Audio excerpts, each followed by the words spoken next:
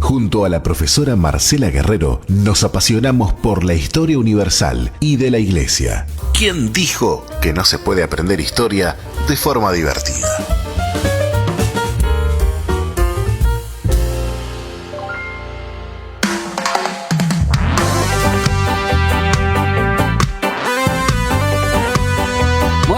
Seguimos adelante y llegamos en el momento indicado porque es momento justamente de aprender un poquito de historia para terminar el fin de semana, para terminar este septiembre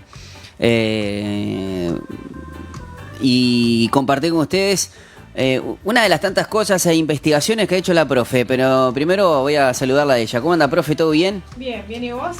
Estaba extrañando un poco que hacía unos programas que no venía. Hace unos cuantos viernes que no estabas con nosotros, pero bueno, ya estás acá, sí. Es lo más importante. Profe, vamos a compartir con nuestra audiencia el tema que íbamos a hablar, que tiene que ver con la mujer evangélica en el siglo XIX. Así que, bueno, decime más o menos no, decime de qué se trata eso. Bien, muy bien. Sí, es una investigación que refiere a, cuál era la actividad las actividades que hacían las mujeres en la iglesia en el siglo XIX. Nosotros podíamos preguntarnos si eran las mismas que las que hacen hoy en día o eran distintas. Y esta parte me gusta, es interesante para mí compartirlo, porque como vos dijiste al principio, que son parte de investigaciones que estoy haciendo, porque hay cosas que la mayoría de las cosas que hemos compartido acá en la radio son fruto del estudio, ¿no? De la reflexión sobre lo que han hecho otros, pero es muy lindo para mí poder compartir algo que yo misma he podido investigar en los archivos. O sea, en mi tarea de historiadora he incursionado en algunos temas, y este es uno de ellos, que es como un enfoque de género, que se lo llama ahora, es decir, ¿qué hacía?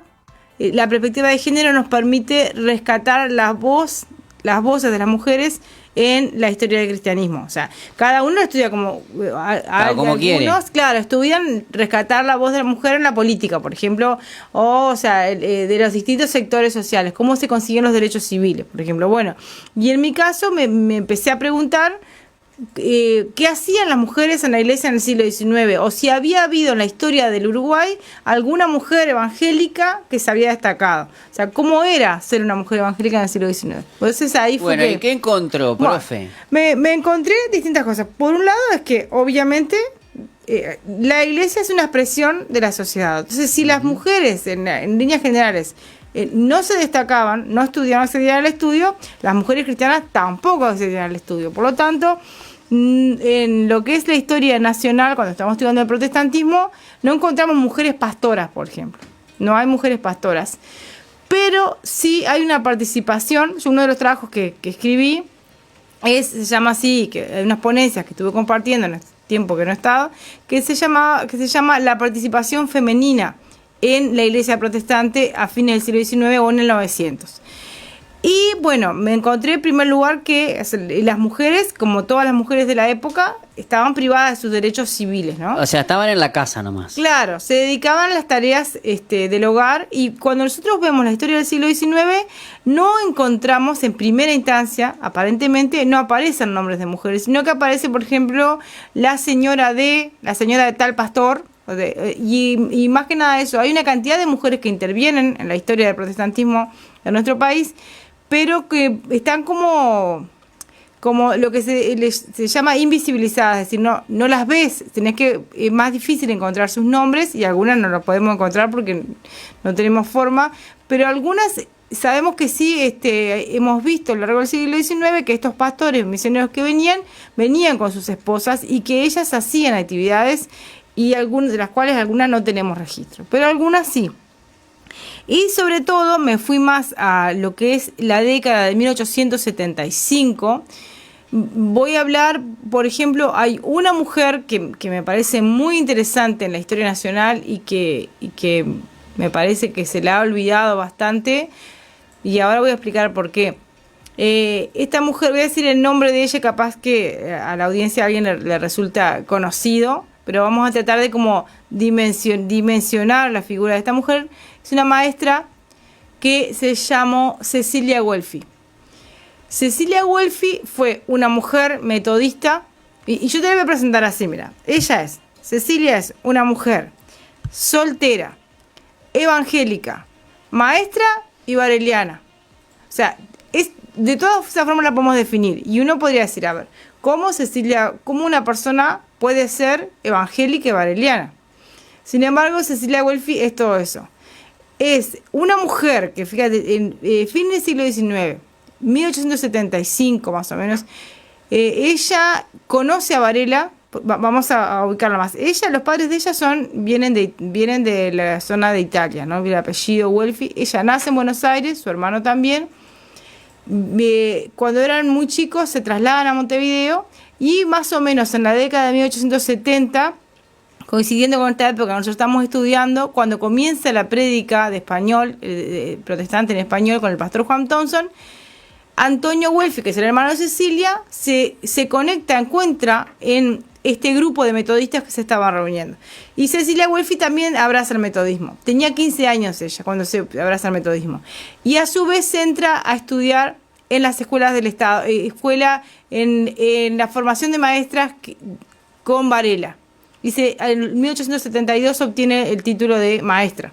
Es una maestra vareliana que se forma en ese contexto de la modernización de la reforma escolar. Claro, porque nosotros pensamos que, claro, como Varela, que quizás también, profe, es algo que lo habíamos hablado con Pedro, ¿no? Que hay un desconocimiento también, sí. Y se lo pone quizás que como pide la escuela sí, laica era en contra de la religión. Sin embargo, hay unos cuantos conceptos que lo acercan a eso, ¿no? Vos sabés que me encontré con una historia totalmente distinta y que asombra porque, claro, al ir descubriendo la figura de esta mujer, fui descubriendo también, claro, otras implicaciones. José Pedro Varela, que incluso hay unos cuantos, la otra vez creo que lo habíamos hablado con el Pepino, que creo que nos trajo que hay un himno que habla de José Pedro Varela, el pastor de la escuela.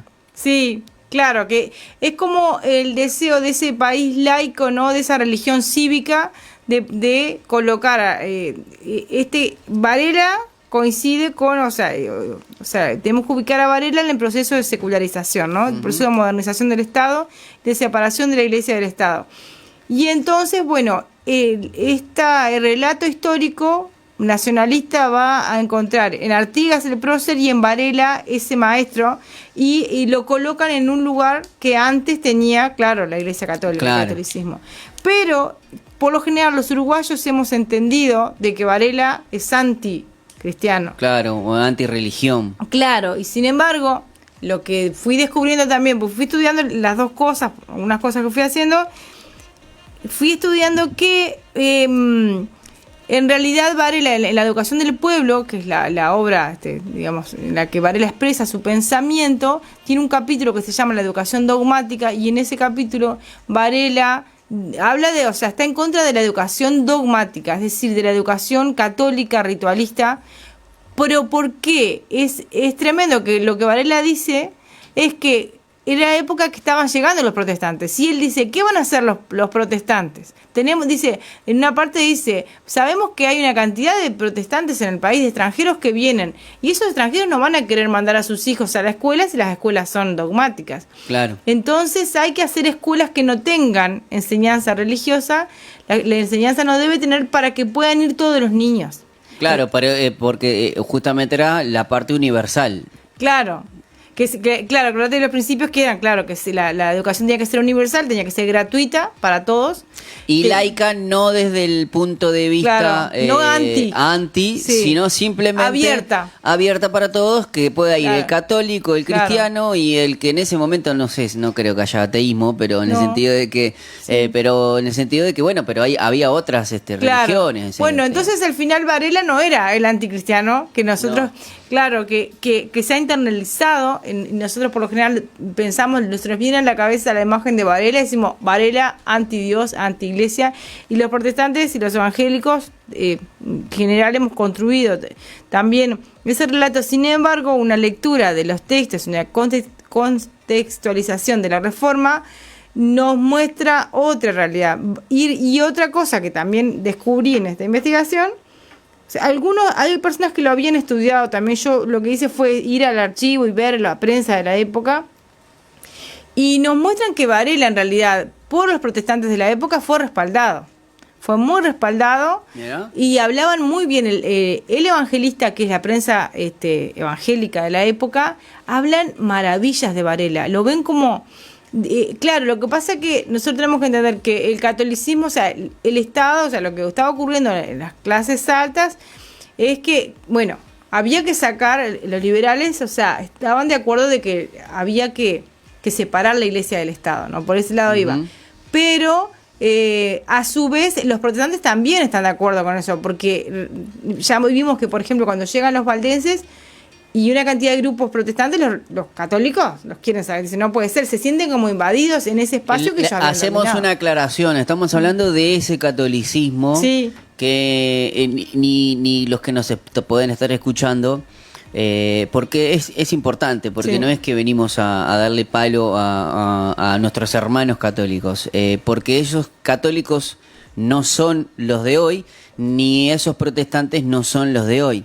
Estamos Exacto. tratando de por qué llegamos a lo que llegamos hoy. Justamente tenemos que ir a ese momento de la historia donde estaba tan arraigado, donde el protestantismo, y además contextualizarlo, como lo dice la profe, en el hecho de que seguimos siendo una colonia, por más que éramos libres, seguíamos siendo una colonia española, y dentro de esta guerra de reforma contra reforma, es lógico que los protestantes vendrían a ser como los herejes que venían, justamente ellos venían perseguidos de la Europa, y acá España todavía tenía su incidencia más allá, Claro. más que nada la parte religiosa, Desde el ¿no? punto de vista religioso, del tema de las mentalidades, una sociedad que ha sido formada con esos pilares. Claro. Se veían en el protestantismo, el extranjero, lo extranjero.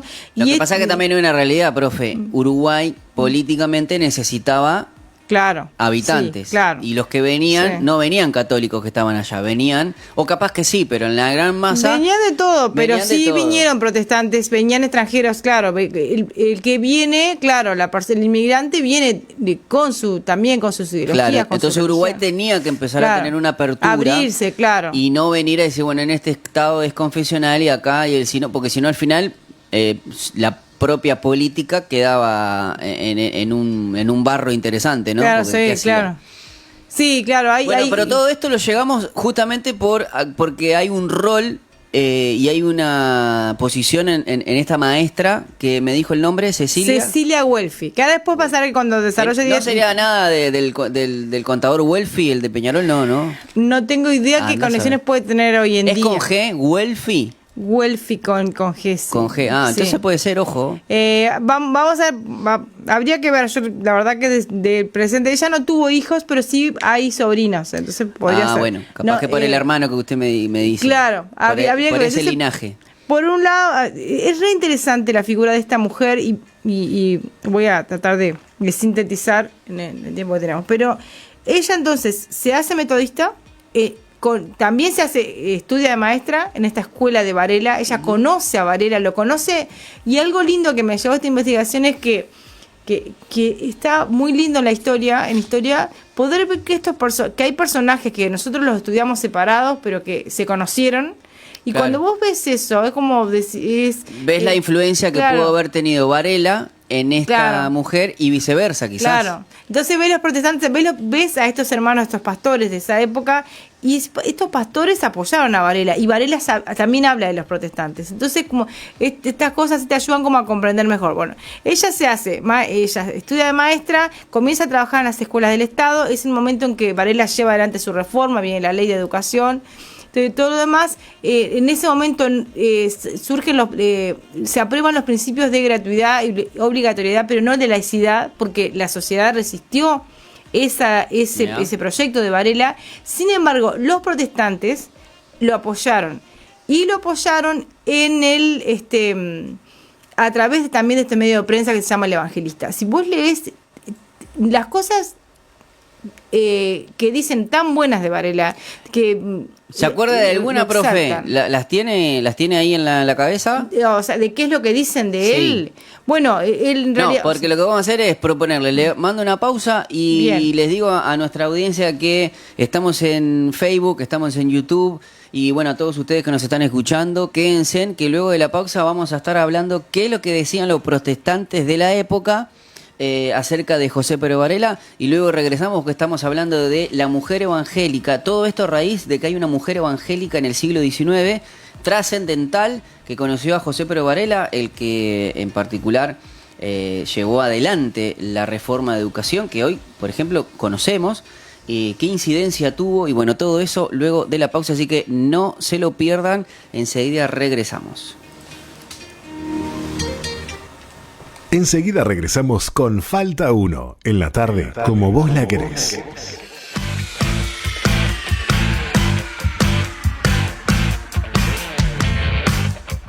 Seguimos adelante, amigos, y es momento de seguir adelante. Estamos hablando de la mujer evangélica en el siglo XIX, en Uruguay específicamente, y caímos con un nombre que ahora la profe nos los va a decir, sé que es de apellido, Cecilia Welfi, que quizás, bueno, ella dice, la profe dice que no tuvo hijos, pero quizás los hermanos, ¿por qué? Porque nosotros tenemos, a mí me decís Welfi y yo lo asocio inevitablemente a uno de los presidentes del Club Atlético Peñarol en los años 50, 1950, que fue uno de los más ganadores, es más, uno de los creadores de la Copa Libertadores.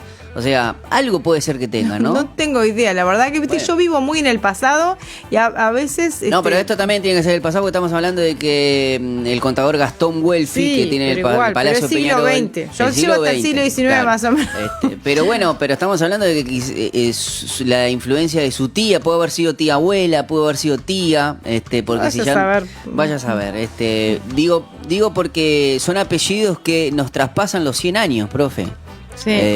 Literalmente. Sí. Lo que pasa es que en la década de 60, 70 hubo una inmigración muy grande de italianos y bueno, podía ser que venga por otro lado. Yo la verdad que no puedo decir nada porque no lo sé. No sabemos si es así, pero Claro. estamos hablando de que apellidos Welfi... Sí, que sí hay, que hay otros, ¿está? Bien, entonces, en la prensa los protestantes le dan toda la bienvenida a Varela, lo apoyan, dicen que representa al hombre moderno, que esa, y además, por ejemplo, estos metodistas que están, esta prensa metodista, este pastor, o sea, vienen de Estados Unidos, es un protestantismo que nos viene desde Estados Unidos. Perdón, profe. Sí. Perdón porque estaba buscando, hay una biblioteca con el nombre de ella. Sí, claro. Aquí... Hay una biblioteca, hay más de una institución. Vas a ver, es una institución muy conocida la que se considera que ella fundó, pero ahora vamos a ver cómo es el proceso. En realidad... Claro, está dentro del Crandon. El Crandon, claro. Me adelantaste toda la... Sí. Es la fundadora histórica del Crandon. Pero ahora vamos a ver, claro, pero mira lo que pasa con eso. Me pasa que yo creo que las instituciones a veces encapsulan al personaje. Claro. Y entonces vos decís, los que van al Crandon no tienen que van al Crandon, los que están asociados con el Crandon, mucha gente puede saber que fue la fundadora del Crandon. Sin embargo, cuando no es tan sencillo como para decir, fue la fundadora del Crandon, está.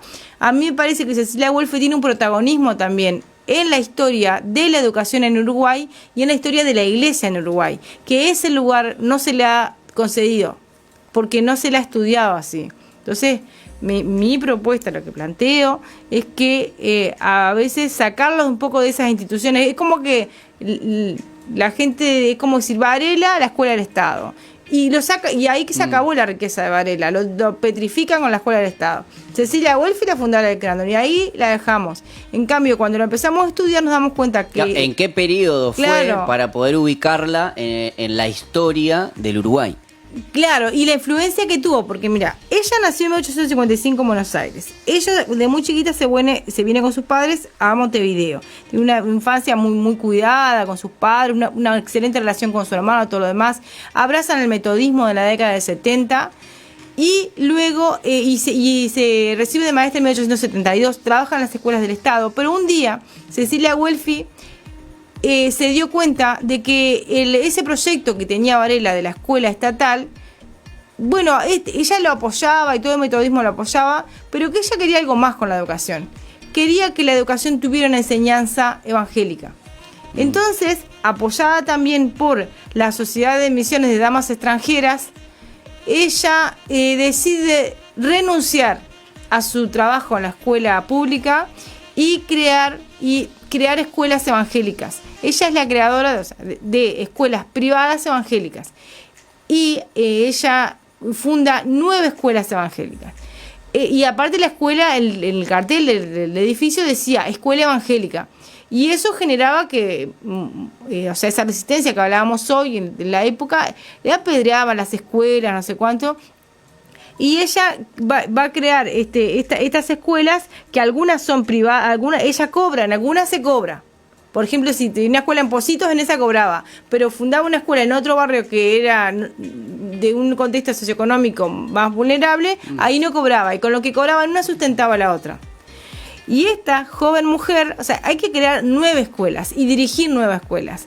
Hay documentos que muestran, hay diarios, por ejemplo, de esa escuela, y esa escuela empezaba cada mañana con una oración y con la lectura de un salmo. Mira. Y luego iban a las clases y se enseñaba todo como se enseñaba en la escuela del Estado, y luego a las 3 de la tarde más o menos terminaba con una oración también y un salmo. Además ella se preocupaba de hablar con los padres, de ver si los niños precisaban otra cosa, porque era una época también de muchas necesidades, y ella se ocupa de visitar, se pasa la asistencia. Uno puede ver en los registros de la época el ausentismo, cuántos niños iban. De repente hay un diario que leí que iban 36 niños, pero faltaban 23, por ejemplo. O sea que el ausentismo en la época era algo, no es como ahora que te falta 1 o 2 niños. Faltaban mucho a la escuela estos niños. Esta moda, digamos, este derecho de que los niños vayan a estudiar era algo que justamente se va a hacer universal a partir de esta época. El tema es que ella en pocos años funda 9 escuelas y renuncia a su cargo en las escuelas del Estado, y dice la historiografía metodista que Varela le pidió que no renunciara, que el futuro de ella estaba en las escuelas del Estado. Que Claro. Varela no podía creer que ella renunciara, y ella, sin embargo, y le ofreció, dice, una casa y un sueldo mucho más alto del que tenía, pero ella decidió igual renunciar y continuó con este proyecto de fundar escuelas evangélicas. O sea que lo que yo planteo es que Cecilia Welfing, más que la fundadora del Crandon, también es una mujer en la historia de la educación, porque ella funda, mientras se está desarrollando la reforma escolar de Varela, ella funda 9 escuelas. Hubiera fundado una y sería importante igual, pero fundó 9 escuelas evangélicas, a las que muchos uruguayos o protestantes extranjeros, lo que sea, fueron. Y además ella, no conseguía maestras mucho para su escuela, porque tenía que ser evangélica la maestra. Sí. Y entonces fundó también un instituto normal para que estudien las maestras. Y bueno, ella se dedicó a esa tarea y muy joven, ella tenía unos 33 años más o menos, contrajo, parece que tuberculosis, y falleció. O sea que esta joven mujer, esta maestra joven, soltera, evangélica, vareliana y también cristiana, su vida terminó pronto, y son 2 personas. Por ejemplo, Varela también falleció con 34 años y unos años más tarde fallece Cecilia. O sea que estas 2 personas tan prometedoras, ¿no?, por la obra que hicieron, ¿no? Porque hay que ver que Varela, con todo lo que nosotros recordamos a Varela, lo importante que es para la historia de educación Varela, sin embargo Varela murió con 34 años. Y esta mujer también fallece con 33 años. Y ella vivió una vida así intensa. Tenía novio, pero no llegó a casarse. Dicen que cuando ella en el velatorio la visten con su vestido de novio. Una costumbre de época, ¿no? Bueno. Y trágica en ese sentido de la historia. Y que fue un impacto tan grande, así como fue el impacto de la muerte de Varela en la época, fue un impacto tremendo para la sociedad en la muerte de esta mujer. Varela, cuando fallece, aparece en todos los medios de prensa lamentando el fallecimiento de Varela, y los protestantes, en este diario que te digo, en la prensa protestante, lamentan profundamente la muerte de Varela, y consideran que han perdido una mente brillante y una persona que era muy prometedora para el país. Entonces, y unos años más tarde, esas cosas, ¿no? Ocurre esto, el fallecimiento de esta mujer. Por lo tanto, o sea, como bueno, y el pastor Wood, que también era el pastor de ella, porque ella no lo hace sola, obviamente. Ella, o sea, es ella la maestra, la que lleva adelante el proyecto, pero ella está respaldada por su pastor, por el pastor Thomas Wood y por Juan Thompson. Esta idea que los protestantes habían tenido, que ya lo habíamos visto a lo largo del siglo XIX, esta preocupación por la educación que se ve en el protestantismo, o sea, se refleja en esta obra de Cecilia Welfy. O sea, entonces, a mí lo que me parece interesante es rescatar la figura de Cecilia Welfy.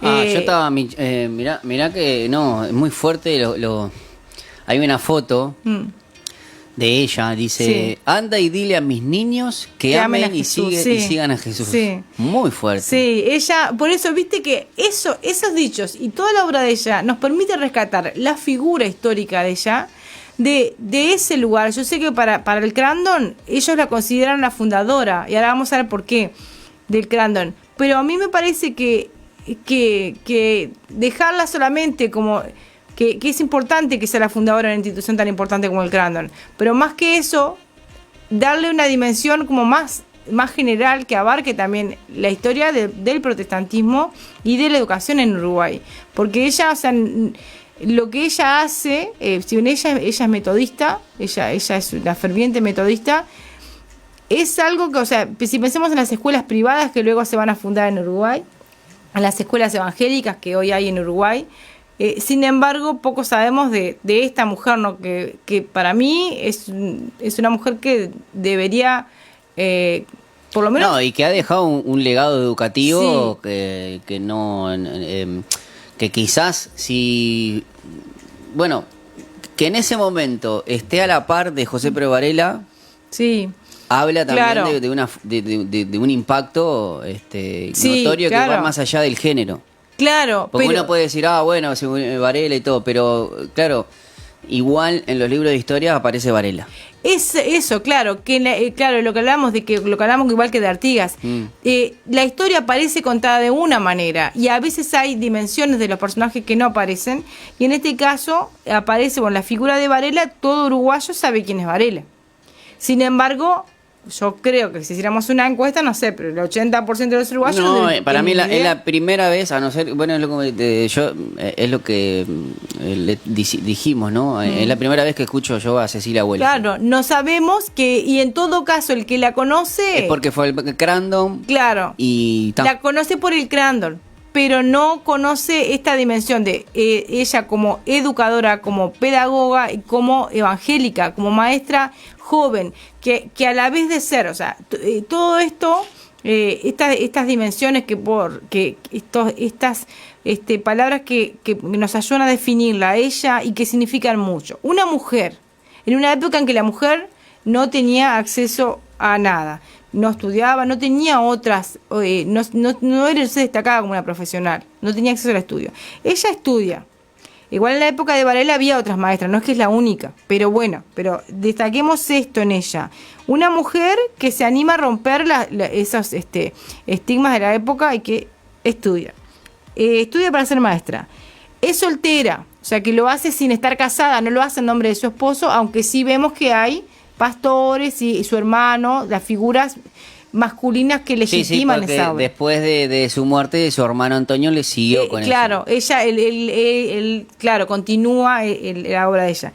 Que es mujer, que es soltera, que es maestra, que es una profesional, que es evangélica, ¿tá? Que tampoco, o sea, que también es una novedad en estas figuras históricas que aparecen, figuras femeninas que se destaquen en el siglo XIX, que tengamos sus nombres y su obra, no tenemos casi. Y ella es evangélica, pero además esto otro, que es vareliana. Ella pudo estudiar en las escuelas de Varela y ser maestra en la escuela de Varela, aunque era evangélica, y eso no era una contradicción para ella. Esto me parece interesante. Esto, por ejemplo, yo lo compartí en una ponencia que di en el Seminario del Mundo Evangélico, pero que era a nivel internacional. Entonces, claro, los uruguayos que estaban en la ponencia entendían esto. Pero me costaba bastante explicarle, yo que sé, a un mexicano, a un chileno, por qué no era una contradicción que fuera evangélica y bareliana. Porque claro, ellos no ven la contradicción que nosotros vemos. Claro. Tenía que explicarle bastante por qué era para mí un descubrimiento. Claro, porque ellos nunca Claro. pasaron un proceso de secularización Claro. como lo pasamos nosotros. Claro, y no tenía ni idea, claro. Entonces era difícil explicarlo a alguien que no fuera uruguayo, pero creo que, y hoy en día también este programa queda grabado, y tal vez que no se escucha a alguien que no sea uruguayo, pero creo que los uruguayos lo entendemos esto. ¿Por qué es novedoso?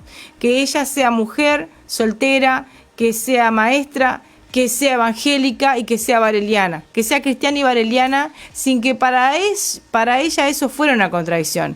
Y ella pudo llevar adelante un proyecto sin pelearse con Varela, porque no significó una ruptura, simplemente fue por otro lado. Por lo que contás, profe, estuvieron a la par.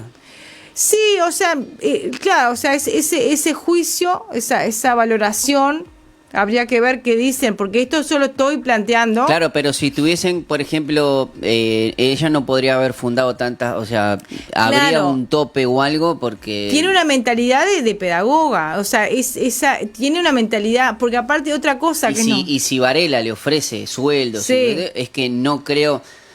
hablo obviamente Sí, sí. acerca de la visión y el liderazgo que tuvo Varela, ¿no? Claro. A esta mujer yo no la dejo, la quiero tener a mi lado. Claro, se dio cuenta de la capacidad que ella tenía. Ella trabajó 7 años para las escuelas de Varela y parece que Varela le pidió que no renunciara y ella Claro. quiso renunciar igual porque entendía que ella tenía otro Claro, llamado. ahí va. Y que le importaba el proyecto de Varela, pero que como cristiana, para ella eso no era suficiente.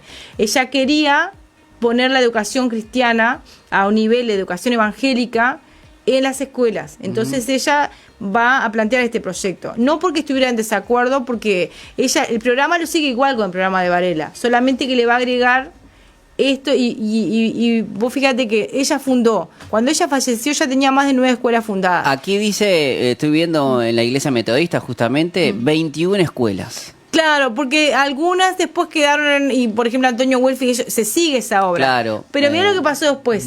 No había una mujer en Uruguay que pudiera tomar el lugar que ella. Claro. Entonces queda bajo el respaldo, bajo la responsabilidad de su hermano, y luego aparecen, la Sociedad de Mujeres Extranjeras envían misioneras para que tomen el cargo de directora. Y son las que se toman. Entonces las mujeres, estas misioneras que vienen, dicen, no podemos, porque ¿qué hacía Cecilia? Se trasladaba de lugar en lugar y supervisaba todas las escuelas. No había alguien que tuviera la energía que ella tenía de hacer eso.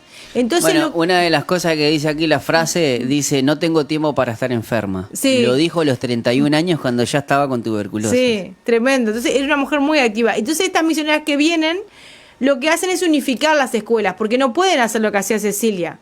Juntan todas las escuelas en un edificio solo. Y luego uno de los esposos de estas misioneras que viene, el señor Crandon, dona el dinero para el terreno que está donde está el Crandon hoy en día, el 8 de octubre Ahí, 8 de Garibaldi. octubre Garibaldi. Ahí es que se va a crear el edificio histórico del Crandon, más o menos 1921, 1923, por ahí es que lo crean.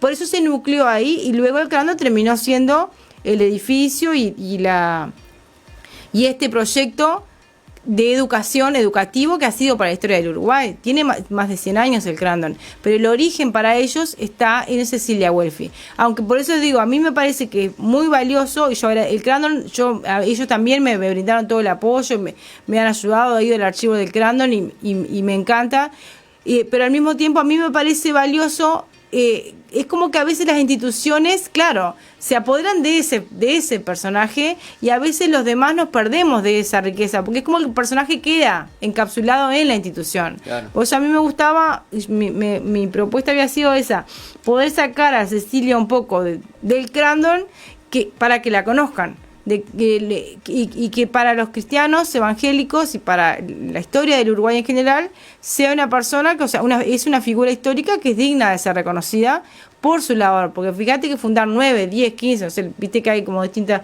todas las escuelas que fundó, muchos niños fueron a esas escuelas y además abrió las puertas, un camino a una posibilidad de educación alternativa a lo que el Estado ofrecía. Si nosotros vemos el día de hoy en Uruguay, hay escuelas del Estado, pero también hay escuelas privadas.